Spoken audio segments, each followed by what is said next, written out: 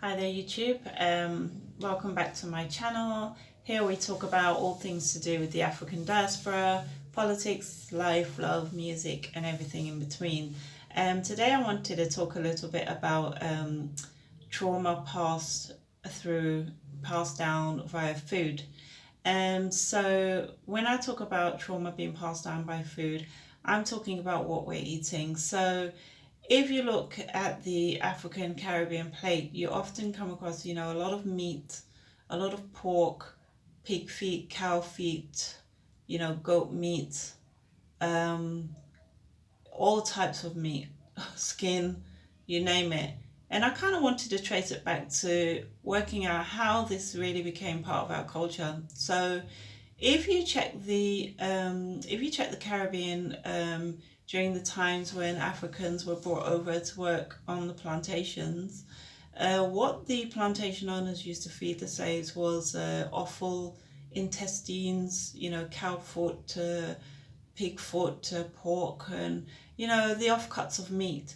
The aim it wasn't about nutrition, because there's not much real proven studies to say that that kind of meat has any nutritional value whatsoever. But plantation owners weren't really concerned with that. They were more concerned with the fact that these people need to eat and we need our work done. And it's not about longevity of life, it's about making sure they can get as much bang for their buck and as quickly as possible. And so they did. But somehow that food managed to work its way into our cultural lexicon. So it's now, in many countries in the Caribbean, it's known as like our cultural or our traditional food. So like in Montserrat, goat water is like your traditional dish. And then you've got souse as well. Souse is basically pork, I'm not sure which part of the pig. And they'll cut up like very pretty spring onions, scallion, and red, yellow, green peppers. So all of that looks pretty. You've got this real sticky meat there. But this is all, remnants of plantation slave trade. But I'm thinking now, is it time for us to have a bit of a cultural revolution? When you look at the Maroons and you look at Rastas in Jamaica, the Garveyites, Rastas were very strong on understanding the relationship with food. So if you consider the foods, a lot of the foods the slave ate, it was really about ensuring you had people that would do the work and ask no questions. So some of the food we eat is actually designed to make you quite docile. So have you ever noticed, like, if you have a big meal, you want to sleep straight after? Some of these foods were really not about, rearing people that were strong, independent thinkers. Although in the Caribbean they did rise up, they did gain their freedom, their liberation, and their nationalism. It took a while, but the food stayed. So I think maybe it's time for that cultural revolution to take place in our generation.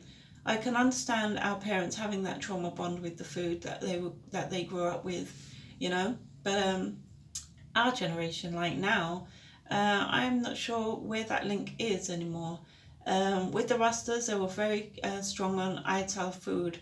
So, it used to be ridiculed a bit at the time when, we first kind of got to know what the Rasta diet was. But Rastas were actually vegans before veganism became popular. Veganism is all the rage now. It's a multi-million-pound industry. Rastas were eating like that many, many, many, many years ago. They were using coconut spices and things like that.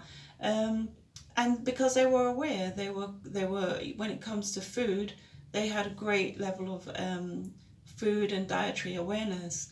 So as it's Sunday now, Sunday afternoon, maybe look at your plate. If you're African, Caribbean, look at your plate. What's on your plate? Is it the food of a liberated African, a liberated mind, body and soul? Or are you eating the way your enslaved African ancestor had to eat? Okay, that's it. Peace.